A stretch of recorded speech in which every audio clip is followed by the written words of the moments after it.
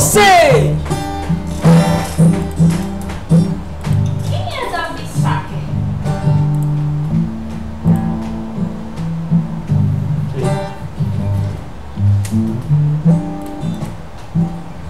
Vai do celular, Nazara. Não sei nem quem é. Nazara? Nazara é hoje. É, eu trabalhei na Nazara. É, então. Ah, eu já vi que ele tinha ido embora já, ó. Olha a pizza, meu Deus. Era pra ter pedido essa pizza ontem. Realmente. Na final, né, parceiro? Precisa mesmo. Mas a final ainda tá apertado. Olha. Tomei a todo cheio.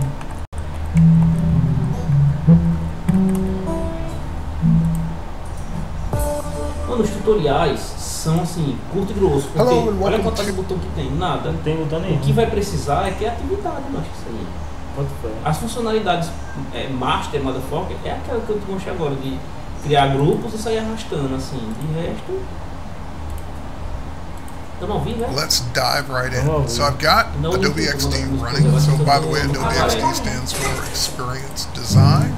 It's for UI, user interface, and UX, user experience designers. It's a prototyping tool.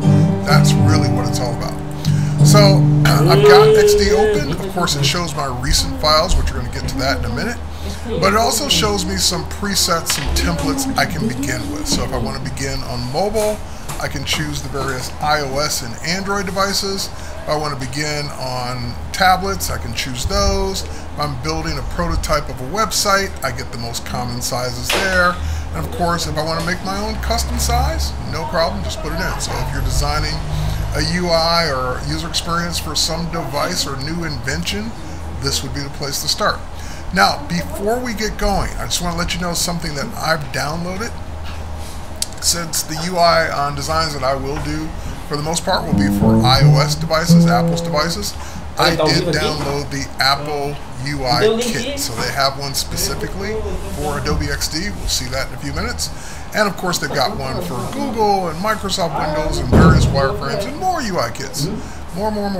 All right, so with that said, I'm just going to pop over, and my current device is an iPhone 10. As soon as I choose that as my template or preset, it begins giving me the first look at Adobe XD. So the first thing we see is the artboard. It's showing me an iPhone 10 size blank artboard, and this would be very similar to working with artboards in Illustrator and Photoshop, which we're going to get to that soon too. You also have some basic drawing tools here. Now this is not meant to replace Illustrator, and of course you can draw in Illustrator if there's something more complex that you want to draw, and copy and paste those in as vectors in SVG, or you can place them in using the import command. So this is just for the things that you want to do quickly right here while you're in XD, but if you want a better drawing experience, that's what Illustrator's for. And just like if you want better photo editing, that's what Photoshop is for, and you can bring those elements in as well. So we got the standard panels over here. I've got the layers panel open. I'm going to close that for now. There's also an assets panel. I'm going to close that for now. We're going to get to that in just a minute.